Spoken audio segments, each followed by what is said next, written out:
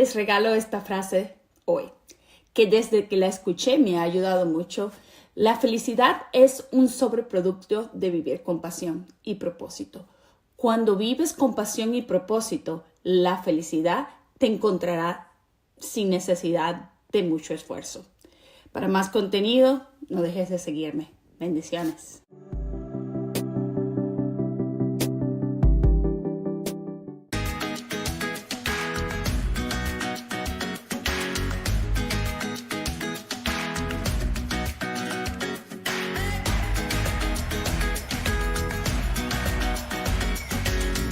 Well, thank you so much. We are in Viva Yeg Latino. We are very excited and happy with this short and sweet interview with Annabelle Lopez.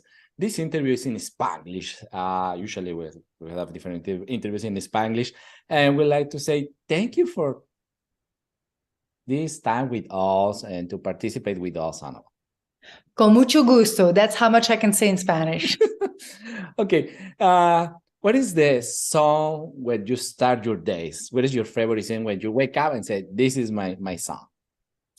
Oh, every time it's different. And for some reason, lately, I've been listening to Cabaret. Cabaret, okay. It's, it's a musical, and I grew up with it. When I was 10 years old, I was already, lip syncing the words.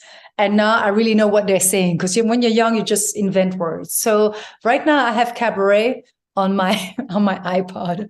Can you talk a little about you? Me, yes, I am a cocktail between a Belgian mother and a Colombian father. And for already 30 years, I've lived in the Netherlands. I'm 50 years old, so I'm a lady already at age. And I'm a choreographer since the age of 11. I've discovered choreography quite early, and it was my passion. And I made a pact with myself and the devil that if I could choreograph every day and be in a studio creating a new reality with dances, I would be the happiest person on earth. And so my dream came true. That's what I have been doing for 20 years, day in and day out. You are Colombia, Belgium, and you're living in Holland. How you can put all together and live with that mix? Well, actually, I live in Holland, but for example, this year I will be in Holland just 1 month.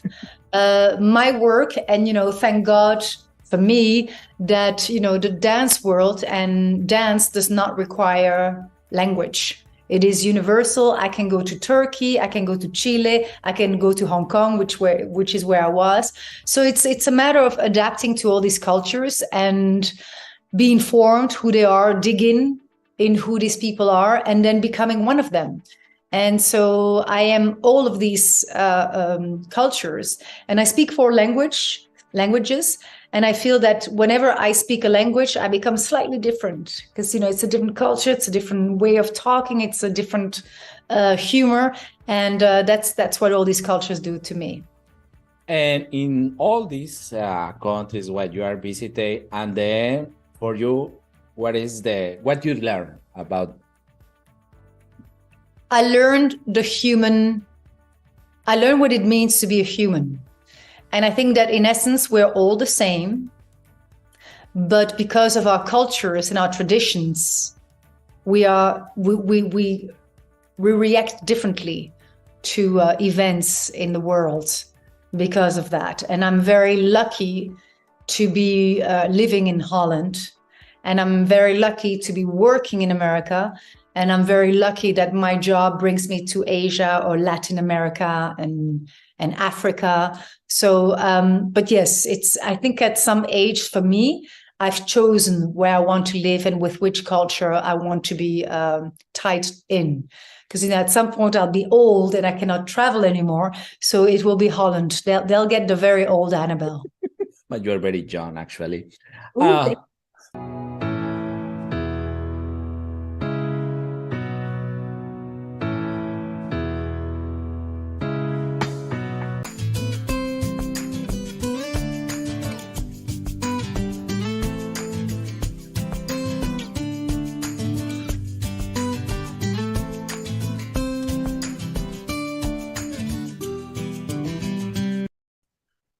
The choreography chose you or you chose choreography? We chose each other. I was 11 years old when I experienced what it was to choreograph. Mm-hmm. It was a very special feeling to feel that time stopped and that I was at 11 years old already creating a new reality, and that there were immense possibilities in what I could say without words, and that the body language is so much more true than language, because it is universal. If you're afraid, it shows in your body. We're always hiding things, but actually our bodies does not hide. Sentences can make us look nicer or sound nicer and compose and control. Movement does not. So yes, since the age of 11, I wanted to be a choreographer, and that dream came true. And it's interesting because how you can motivate, because when you have 11, says, okay, I like it, but time is pass, and you continue with this motivation. Yes. How? Well, when you discover a passion at such a young age, and I think for any artist that is creative out there, you need to be in touch with your inner child when you create. And a dance studio is a place where you can be a child, where there's no boundaries, where anything, somebody with a balloon, somebody with a beard, you can create any surrealist situation and people will accept it. So maybe I'm a little crazy, I don't know, and it's acceptable in a dance studio. And in the beginning you do it because it's a hobby, and now I get paid for it, and I can pay my rent and buy clothes. So for me, money is not important. I feel very rich that I can do my passion every day. And it's interesting because people, they don't have the passion, no? And some people, when you see different activities, this is okay, you are here for the money, but you are here because why you are here? Well, some people are passionate about making money. Yeah. And it's their goal, and so they'll find a path. And I am not interested in making money, but I've been doing it so long, became successful, so I get paid really well. So I became rich without aiming for the money. I became rich I feel rich because I get to play in the studio and create, fantasy and new realities. And, like with this new ballet about Fernando Botero, I get to share something about my Colombian culture to a Canadian audience. And I think that Botero is world famous. And I think that all of us know him without knowing that we know him, because his style is so distinctive. And some will understand. And then I told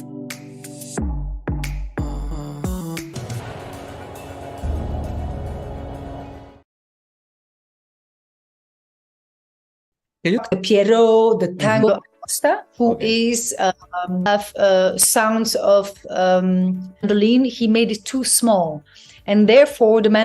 An amazing. Definitely, I think that the Latin community who knows a little bit the history of Colombia, because we have characters like Escobar, like the soldiers and stuff like that. So it is. I think for the Canadian audience, it will be informative and entertaining. And for the Latin audience that know a little bit more about the history of Colombia and the pain that, cities like Medellin went through in the 70s, 80s during the drug war, they will feel and recognize that pain. So depending who you are, you'll experience the work differently. But for Latin people, it will be a journey back home. Perfect. Well, thank you so much, Annabelle, for this short and sweet interview for all the community. And hey, invite all the Latino and Canadian community to go and this Alberta Ballet. And we put in the bottom all the information to participate and go. Thank you so much, Annabelle, for the time. Thank you so much, Giuseppe. Bye.